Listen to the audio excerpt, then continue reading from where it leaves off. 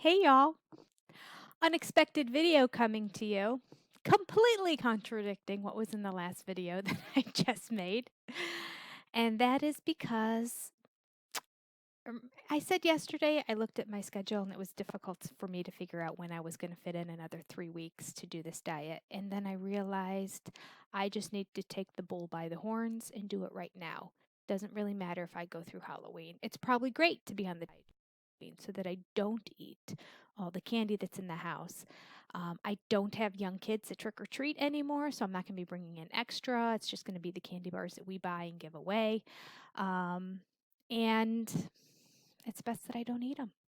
So, yeah, there's that. There's other things. The scrapbooking retreat, that is just pure torture and an impossibility to do on the diet. So, and I don't have kitchen facilities and I'm there for the whole weekend, all day Friday, all day Saturday, all day Sunday. It's just not ideal. So, this is a way that I can do the diet for 3 weeks prior to my scrapbooking retreat. And then I'll feel better at the retreat because I'll feel lighter because I'll lose weight that way. Now, what is my goal this time for this 3 week period of time? Now, I just came off of losing 11, put about 4 of them back on.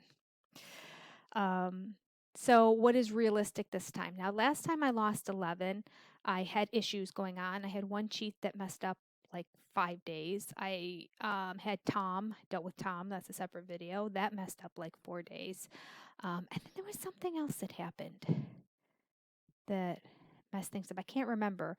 But then at the very end, the last 2.5 weeks, I also had no bowel movement. So that was kind of affecting my weight too. And I kind of felt like maybe I should just get off of it. As soon as I stopped the diet, everything went back to normal. So I think that was kind of affecting the scale and keeping me at a stall. All right. I was thinking about doing a steak day then. I didn't because really steak days are designed for P3, not P2. So I didn't do one. And then I was going to do a steak day this week to kind of get myself back on track and let you know how it went in P3. And I just decided I'm going to take the bull by the horns. I did find that I had one extra bottle of drops here, and I thought, you know what? I should do it now. So here we go. Yesterday was my first day of loading, and it was heavenly. You know, the frustrating thing about this, though, like halfway through the day, you are so full. Like I can normally pack in probably a good 5 to 6,000 calories a day and not flinch. I mean, I'm convinced that my stomach is 3 times the size of the average person's. I remember being pregnant like the week before going in, people kept saying, "Oh, wait till you're pregnant. You know, the baby takes up so much space.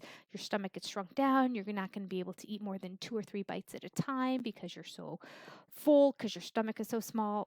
Listen, I remember being at McDonald's eating not double quarter pound. I think they were double cheeseburgers, but I had 2 double cheeseburgers and a French fry, like 2 days before I went in to give birth. So I'm like, yeah, there's plenty of room. My stomach is fine. Um, so yeah, I can pack in the calories, but those drops, I tell you. And I always say drops. I just mean hCG. I just always refer to them as drops because that's what I only use. I don't do the patches and I don't do the injection shots. So every time I say drops, just refer to that as hCG and translate it to however it is that you administer hCG for yourself. So, yeah, those drops just start making you feel really full, like you do, like at the end of a Thanksgiving meal, and you just don't want to eat. That's like the only time of the year I don't want to eat is at the end of a Thanksgiving meal at my mother's house. Um, and then later in the day, after an hour or two, I'm fine. So it was a challenge yesterday, but I rose to the occasion. I had no problem loading eventually. I just give myself some time and then go back at it, and then I'd feel like, oh, so much. I'm so full. I'll give myself an hour and a half and I'll be able to go again. So I almost thought about only loading for one day, but I know that's not protocol. And I have a few things around that I'd like to kind of get rid of and get out of the house. So um, here we are, day 2, loading again. Day 1, I only gained 1 pound. So we'll see.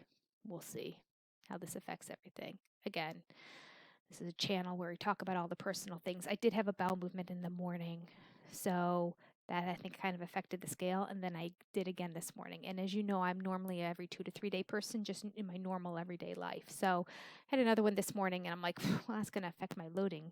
I want the loading numbers to be really high so that when you start on the diet, it drops really low. And what's going to happen is it's going to go a long time between bowel movements once I start on the diet. So that's going to affect a little bit the scale. It is what it is. So here we are, day 2 of loading.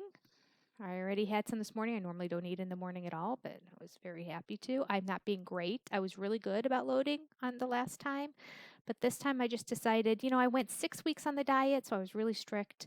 I loaded really clean beforehand. I was pretty much eating well kind of before that. And so there's been a long time where I really haven't had any sweets. I mentioned that my son's birthday was the other weekend and I didn't have sweets. Like it's usually not my downfall. There's a couple chocolate candy bars which get me, so I'm gonna have to have my husband hide those in the house. I don't even know which ones are in the box that he bought, but I am sure that Twix is one of my favorite. I mean, I love chocolate, so there's that.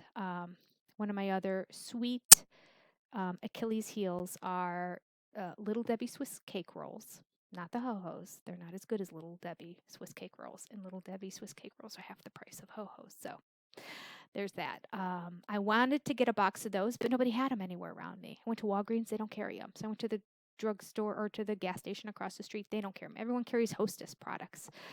I don't even think they had Ho-Hos in the choice of products. So I ended up going down the street and stopping at Krispy Kreme, which is my other. I just almost never go there. It's kind of out of the way, so it's nice that I never have to pass it. But yeah, I went and got glazed and then the cream-filled chocolate frosting ones. So good.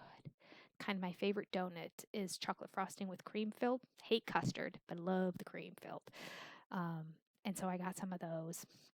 I have some left over that I'm eating today, and I'm really enjoying them. And I love a Krispy Kreme glazed donut too, so I have some of those as well, which are best when they're warmed up in the microwave and soft. Oh, so good. I did look at the calorie count somewhere. I don't know where I came across it. If they had a flyer or something. I didn't look it up intentionally, but I did notice that a Krispy Kreme glazed donut was like 170 calories.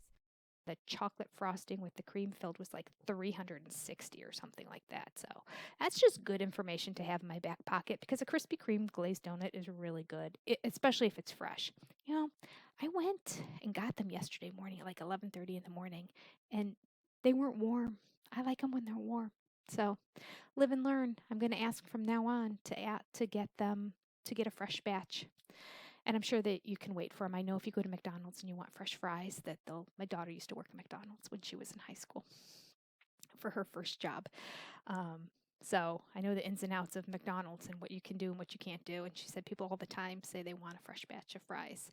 And so you usually have to pull up because they don't have them ready. Sometimes they just made a fresh batch, but if they haven't, you do have to pull up and wait. But, it's kind of worth it as opposed to getting stale fries.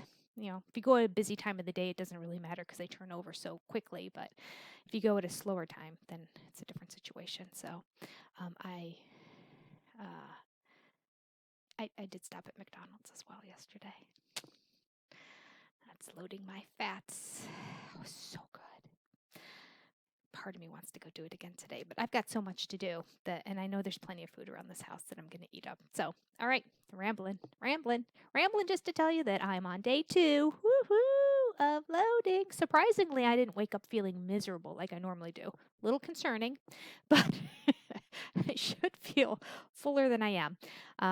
But I haven't taken my morning dose yet. It's 9:37, so I have to take my morning dose of drops. But I just felt like eating right away before I started teaching my classes, so I didn't want to put the drops in and have to wait all that time, and then I'd be teaching classes for 3 hours. So, all right, I have speech therapy beginning soon, so I have to get ready for that. So I need to get the drops in, so I'm ready to go, and I'll let you know how it goes. After day 1 of loading, I gained 1 pound. Not bad. I think last time I only gained like 2 on the 2 load days. Typically, what I gain on a load day, or what I gain over the 2 days of load days, I lose over the first 2 days of P2.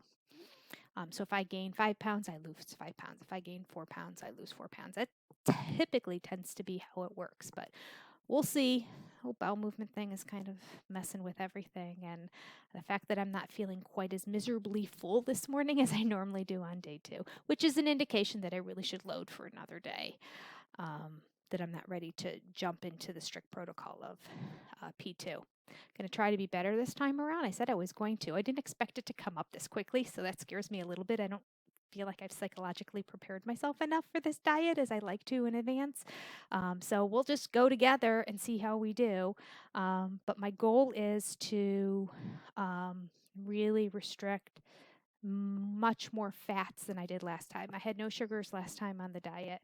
And I had no carbs, and I had the restricted calorie content. Not always completely under 500, but right around. So I did that, but I did eat a lot more fats in there. I would have salmon, and I would have some salad dressings that had some fats in it. So we'll see how that goes. I'm going to try to stick with chicken this time around. I don't know. It's hard to do for 3 weeks, but all I have to think about is the fact that last time I did it for 6 weeks, so 3 weeks shouldn't be that bad. Maybe I did it for 5 weeks. I should go back and count. Don't even know exactly, but it's neither here nor there. I know exactly what I am going to do this time. Join me on the journey, and let me know how you're doing on your journey. Keep me up to date. Post down below. Talk to you soon. Happy hCG diet, guys. Round 2. Here we go. Bye-bye.